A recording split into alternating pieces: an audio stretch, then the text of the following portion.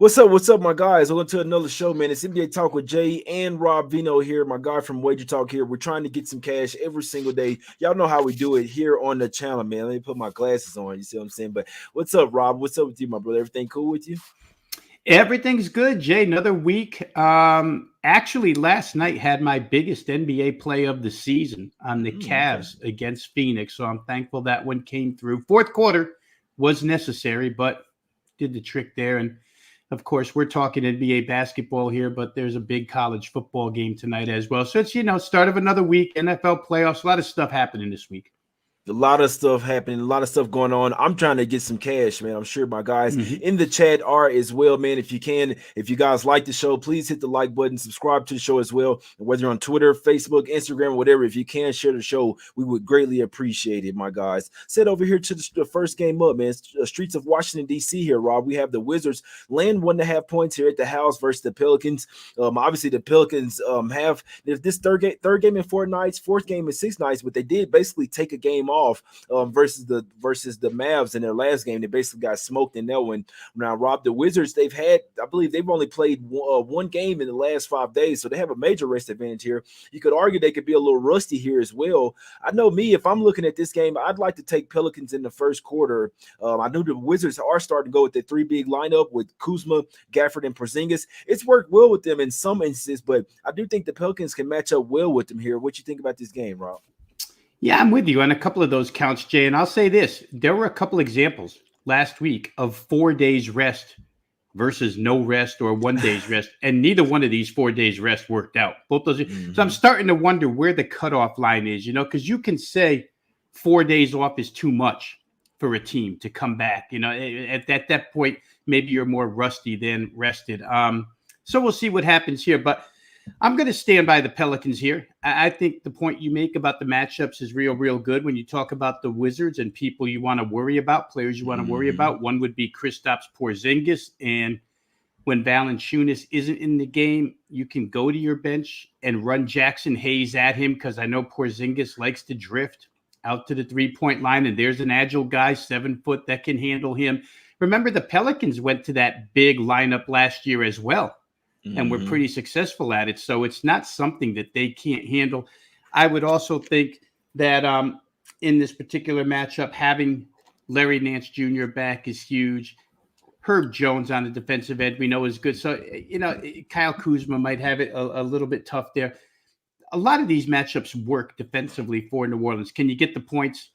I think so. You have C.J. McCollum back in the lineup. And as you said, New Orleans played a lot of games in a few days, but the strategic rest of CJ and giving up a ball game for it probably tells me that they want this one. Like, if we play CJ and he's a little fatigued against Dallas and we lose, then we got to come back with him a little fatigued against Washington, when that's a game we know we can win. So again, since I've been on with you for a couple of years, and not that we didn't do this before, but you really do try to get inside the heads of these guys and these coaches and what they're aiming for. I think New Orleans wants to win here. They're the better team. There's no question. No Bradley Beal on the other side. So I'm going to line up with the Pelicans here, Jay. I think that even when you get to the point guard position, Monte Morris, you let Alvarado loose for his 20 minutes and pester people. There's going to be spurts in this game where I think New Orleans can take control. Yeah, I'm right there with you. I know defensively they could really they could really slow this Wizards team down, in my opinion. And in theory, if the Wizards were in that 3 big lineup, maybe they are able to defend the rim as well. I don't play a lot of totals, and I'm not playing this one, but I would lean to the under in this game. I do think this is an under type of game where the Pelicans can win it or not. The way that they stand to their games is with defense. A lot of great defenders, and you look at their starting lineup as well. It's basically all defense out there. Trey Murphy, Herb Jones, Najee Marshall. Those are their 3 best defenders on the team, and they're in the starting lineup. So, I could definitely see them holding the Wizards under their team total. I'd heavily lean to the under in this game. I think it's going to be a defensive type of game, mainly on the Pelicans, try to slow it down or whatever and make this a rock fight. And I would lean towards Pelicans in the first quarter as well. Wizards, they've had a couple of days off rest, first game home off their road trip as well. Could see them coming out a little bit slow to start this one. Would lean Pelicans in the first quarter, would lean to the under as well, guys, on the full game, guys. Let's go over here to the streets of New York here, man. We got the Knicks. Knicks have since flipped to the favorite here. Now they're laying a point here versus the Milwaukee Bucks here, Rob. What do you think? 'Cause I know me personally, I kind of feel like the Bucks are overvalued. Now, obviously, this is with this spread. This is basically a pick'em type of spread, right? But I don't like betting against the Bucks coming off a horrible game, right? Really anybody. Now, even though I think the Bucks are overvalued, I don't like betting against any team coming off a terrible game where they basically just got smacked in the mouth and never were in that game. I usually like to look at bounce back spots. I'd lean to the Bucks here in the first quarter. Rob, what do you think? Is it even possible that they can bounce back here? Knicks they've lost the last 5 versus the Bucks. Do you think they try to get a win here? Yeah, I think, again, 2 separate handicaps here, right, Jay? I think, first of all, last 10 games by the Bucks. I might have said this last week if we had Bucks. I definitely said it on Wager Talk shows, but I'll say it again. They're known for their defense, and 9 of their last 10 games, they've given up 113 or more. That's not Milwaukee Bucks, but I don't know what it is. If it's midseason, we're a little lazy, but these guys aren't defending the way they're supposed to be. I know Drew Holiday was out of the lineup for a little bit of that. But however, he's been back, and they're still giving up points like crazy. Now, the Knicks are a slow tempo team, which, basketball 101, right, Jay? If you have a team that's a real good half court defensive team, then you don't play them in the half court. You try and run, which a lot of teams do in the NBA. The Knicks aren't one of those. The Knicks are a very slow paced team, and maybe that plays into the hands of the Bucks defense here tonight. Bucks can get set. They can be difficult, and Julius Randle might find it difficult against Giannis tonight. So those are all positives for Milwaukee. I'm just a little bit afraid of their defensive efforts as of late and the points that they've allowed. The Knicks have shot it well for the most part recently, and it looks like Tom Thibodeau, the last month or so, has found his lineup of guys, of grinders on the defensive end that he trusts. And if you take a look at the Knicks statistics, game logs, they have been pretty good field goal percentage wise, what they allow. So tough game for me. Milwaukee's been no great shakes on the road. And so that's another anti-reason. So again, I'm making a lot of counter arguments. Milwaukee, fade Milwaukee, Milwaukee, fade Milwaukee. When I get in that spot, generally it's a good time to pass.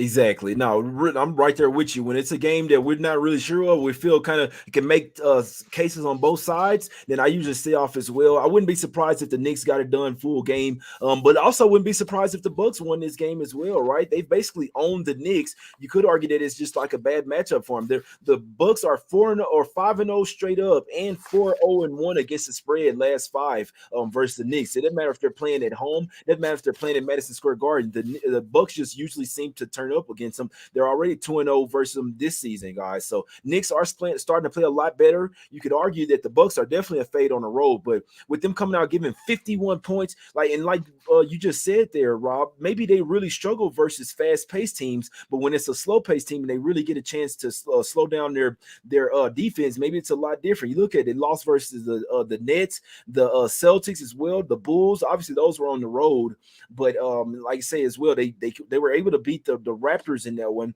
But like I say, facing those fast team, the Bucks can't really keep up, but slower team is a little bit different. I'd lean Bucks in the first quarter, especially after coming out and getting smoked in the last game. I do think they'll have a better effort at least in the first quarter here, and then maybe if you like the Knicks, maybe full game in this one. But if I'm taking a play in this game, it's Bucks first quarter, or I'm staying off. Obviously, I'm watching this team closely to see what's going on, man. There is something going on up there in Milwaukee, but let's see what happens in this one. They do have 5 times revenge, so let's see if the Knicks can finally get over that hump and beat Milwaukee today, guys. I'm rooting for them, I'll be honest with you. Let's go over here to the streets of Boston here, Rob. We got the Celtics laying 8 points at the house versus the Bulls. Bulls are already 3-0 against the spread this year versus this Celtics team. Do you think they can make it 4-0 here today?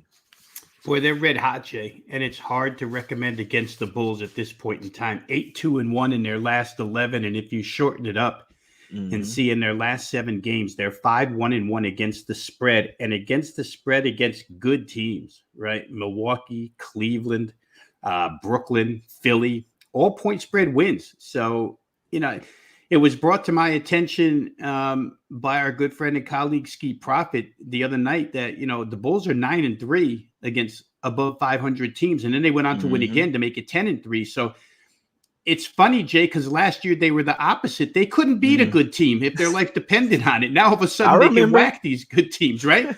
So it just goes to show you how you have to adjust as a handicapper with these teams. Same personnel, different results. These two teams are kind of mirror images. I know I saw a quote from Billy Donovan again, acknowledging that they cannot play defense. Boston never acknowledges that they can't play defense. When they want to, they can. And maybe that's the difference in this game. But is it worth 8.5 points? I'm not sure. You know, Levine and DeRozan are sharing and scoring, and you know the Vucevic in the middle. Everybody's going too good right now for me to lay 8.5 to the Bulls. If I was going to play, I was going to play total, but I was looking for something around 232, and instead, like we're getting every day now, we're seeing everything jacked up. We got 237 opener, so I stayed away. There could be some form, maybe first quarter over here in this game because those quick starts with Tatum and Brown, and maybe I can look at that, but I don't want to lay the points with Boston, and I don't want to play full game total. So I may look first quarter total over 58.5.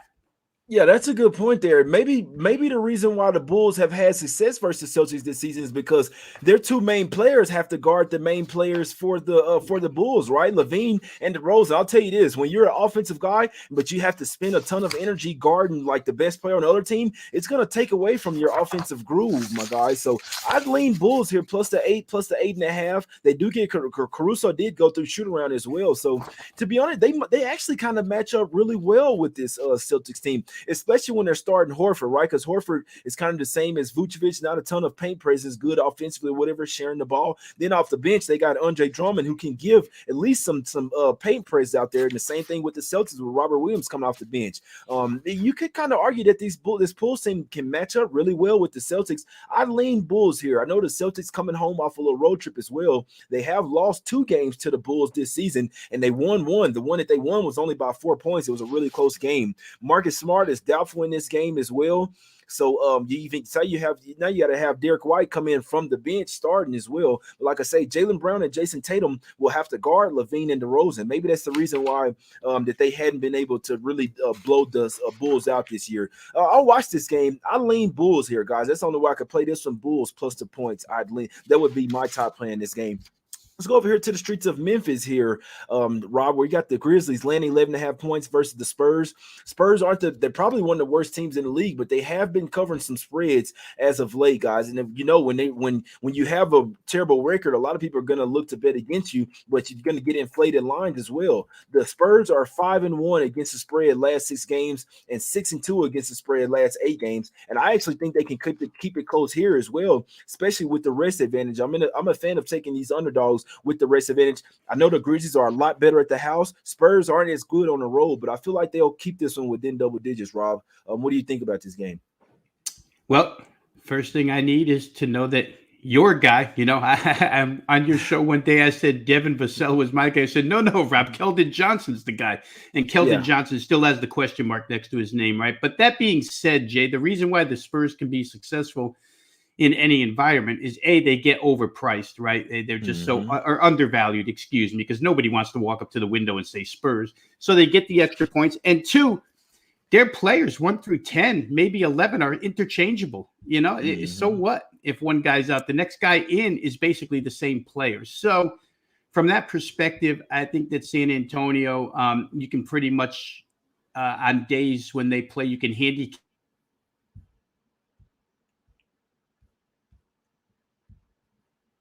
You still there, Rob? And there we go. I didn't see a status on Ja Morant yet because Memphis hadn't released. But these two teams are going to play right back here again on this same floor in 2 nights. You know, does Memphis use one as a walkthrough and one for real? Does Memphis go after both of these against the Spurs? I'm not sure which one they would want, which one they wouldn't want. Hard to say, but I do think that in either instance, you're probably going to end up with track meets with these two teams. Memphis is going to do nothing but run. San Antonio can't stop anybody, and they can score as well. So I think if there's a way to look, Jay, for me, in at least this first outing, maybe I use this game, see the result, and react to the second game and play that one. But I think if I were going to play this one, I'd probably play over. I just think you see a lot of points. Memphis to get over 125 here. And I didn't check their team total. I probably should have. If Morant goes, they should be able to find their way to 125 or better in this contest. Exactly. Yeah, hopefully the Spurs come in here feeling some type of way, man. They've lost 8 straight games to the Grizzlies, and guess what happened? The 2 most recent games, they actually played them super close. Now, the great games were in San Antonio, but it kind of feels to me like the Spurs are getting tired of losing to these guys, man. Like I say, for the past 3 years, they've lost to them consistently. Now it's sitting at the past couple games, March 30th last year, they lost 112-111 in San Antonio. Then this year, November 9th, they lost 124-122. They took them to overtime as well. So Spurs have been playing this team really close, in my opinion. And I got to take the 11.5 tonight. Obviously, they could get blown out by 20, 25 points, but I'll ride with the Spurs here with the rest of his advantage as well. I do think they'll get Keldon Johnson back. Ja Morant probably comes back, but that means that Veno will probably sit in this one, my guys. So, like I said, somewhat of an uninspiring game. You play them again as well, so I just feel like they'll come out here, not really pay attention to defense, but probably just look to score 120 points, just simply outscore the Spurs, but not necessarily looking to blow them out of the water here because you need to play top-tier defense to do that. The Spurs offense can score. I'll take them. I'll sprinkle a little something on the Spurs here, plus 11.5. I do think that this is the game that they'll probably try their best to come out here and try to get a win. Probably won't happen, but getting 11.5, I'll take the points, take my chances with the Spurs in this one, guys. Let's head over here to the streets of Denver here, Rob. We got the Nuggets laying 10 points at the house versus the LA Lakers in this one, my guy. What do you think? The Nuggets have lost two straight to the Lakers already this year. Yeah. Lakers coming off their revenge game versus the Kings, and I believe they have a revenge game on deck as well here in their next game. Yeah, versus the Mavs. They got playing revenge as well. So I think the Nuggets going to put an end to all this Lakers hype here, Rob. What do you think about this game?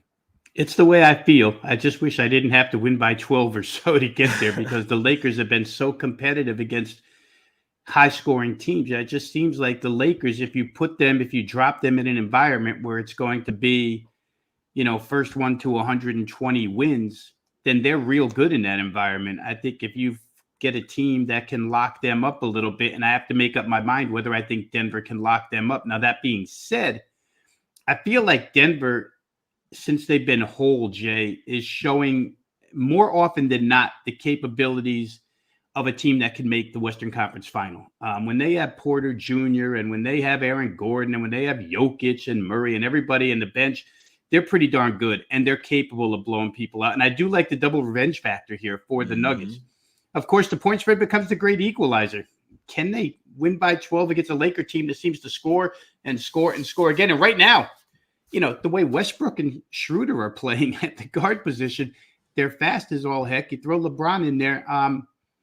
I just don't trust Laker defense. If I was going to play, I would probably play Denver here with the double revenge factor and take my best shot at that because I don't think, when I go over the Lakers schedule as of late, yeah, they've scored a lot of points and they beat a lot of teams. However, Sacramento, Atlanta, Charlotte, Atlanta, Orlando, you're supposed to score 120, be competitive with those guys. I don't know if they can match up here. We're going to find out a lot about the Lakers here tonight. If in fact they can go to this place and keep this game close. Like I say, I got a small lean towards Denver here. I think the Nuggets finna smoke. I think they finna take them guys to the dispensary. Hey, Lakers, you want to go take a trip to the dispensary? I think they finna roll them up and smoke them here, Rob.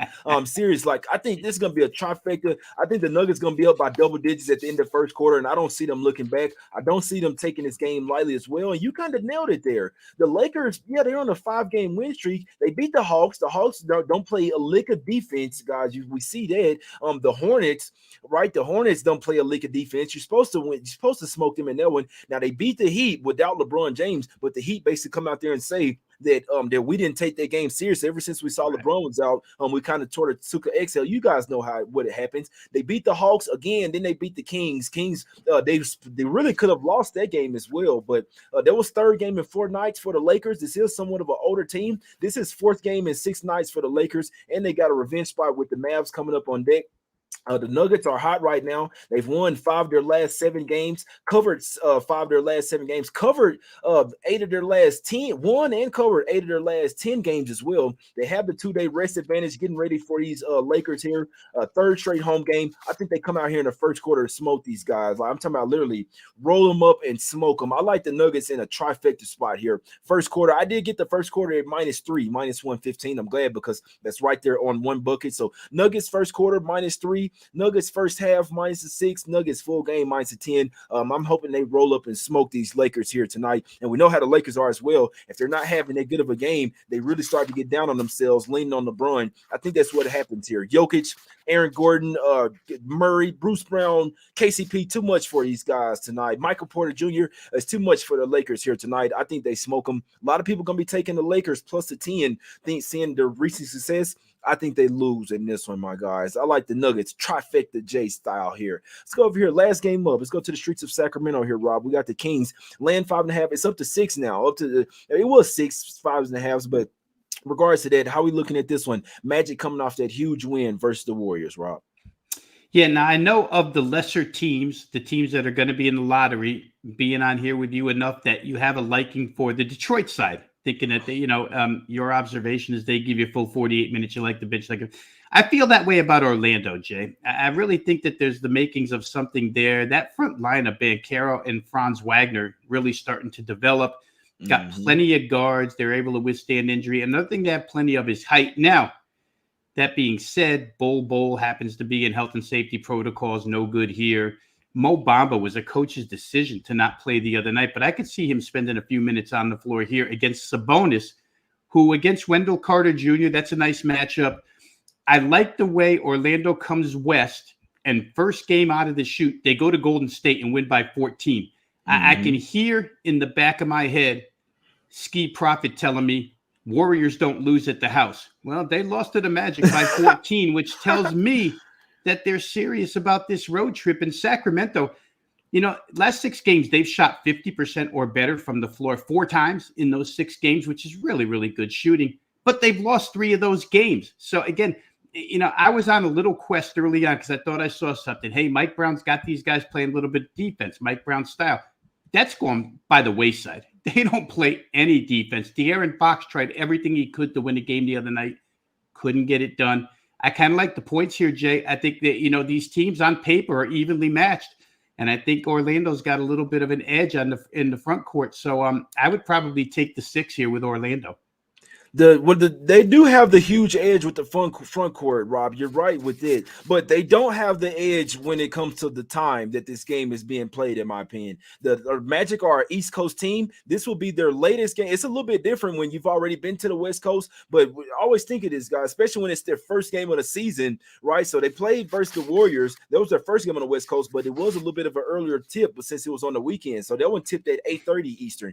And you're gonna turn up versus the defending champs, right? So I think the Magic definitely had that one circled on their spot, circled on their calendar. No one's really looking towards playing the Kings, right? So I'm not saying that they'll have a letdown, but remember, the Magic aren't as great on the road, and this is their latest start time of the season at 10 p.m. Eastern. I see this being a late night sleepy start, and the Kings as well, coming off a horrific defensive game where the coach called them out defensively. I know that they're terrible on defense, but there will be a lot of attention on the defensive side of the basketball in this one, guys. We know the Kings can score with the best of them. So when you come off a horrible game, the coach call you out, at least for one game, I do think their defense looks a lot better here. And I think it starts early as well.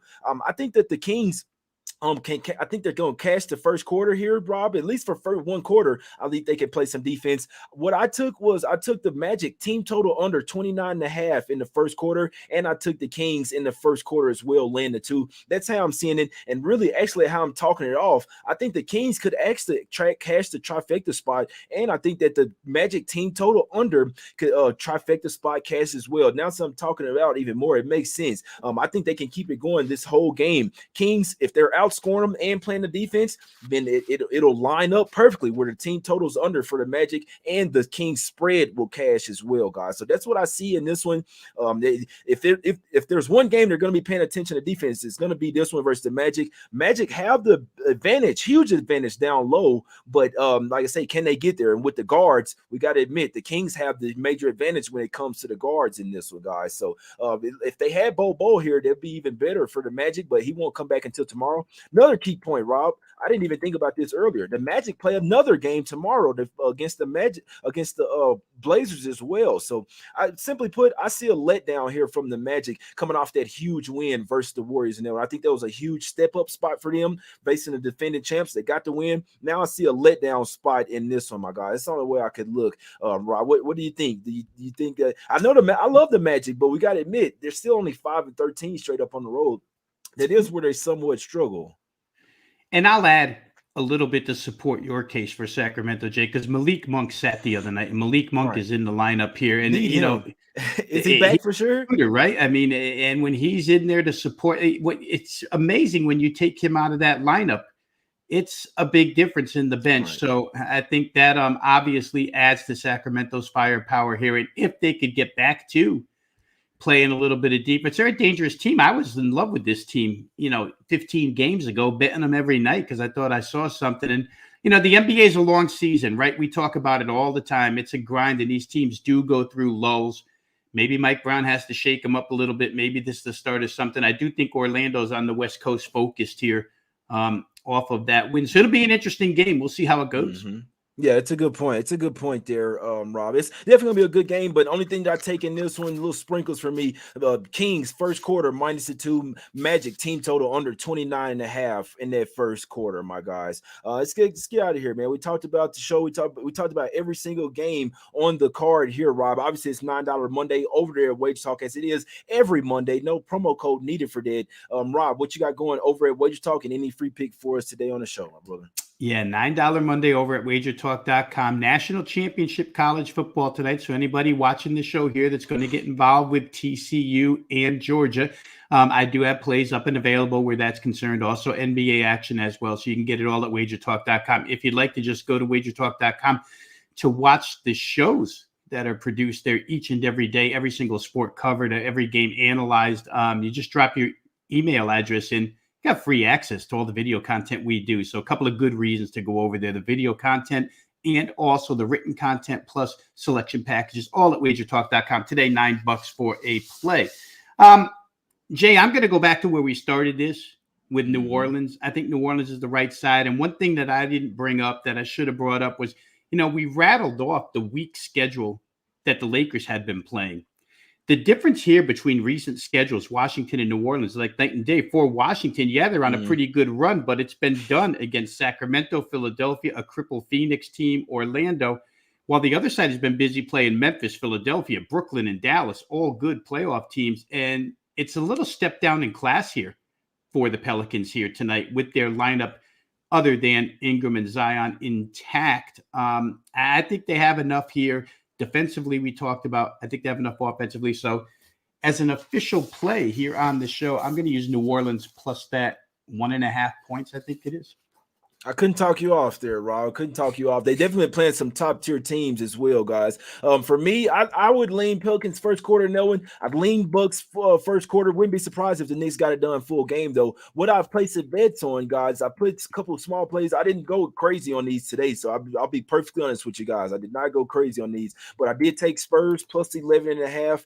I took the Nuggets in the first quarter -3, first half -6, full game -10. I took the Kings as well -2 in the first quarter, and the Magic team total under 29.5 in the first quarter. I'm going full ski profit today, man. Shooters shoot. But like I say, they're not huge plays, so take them if you like to play whichever one you like the most. I couldn't talk you out of that. But like I say, not huge plays for me, guys. Still trying to cash though. Still trying to go 6-0 one time, man. We appreciate everybody for tuning in. Please hit the like button, subscribe, man. If you like the show, please hit the like button, man. If you'd like to get a shirt as well, jmoneyismoney.com. You can use promo promo code We Will Win for 50% off the merchandise over there at the site. We got shirts as well. If you get a couple of shirts, you will get a free pair of J Money approved glasses as well, guys. So if you can show support to the channel over there, if you really like the show, hit the like button, share the show as well, retweet on Twitter, all that good stuff. We will win, my guys. Let's get some cash. We're out. We're back tomorrow.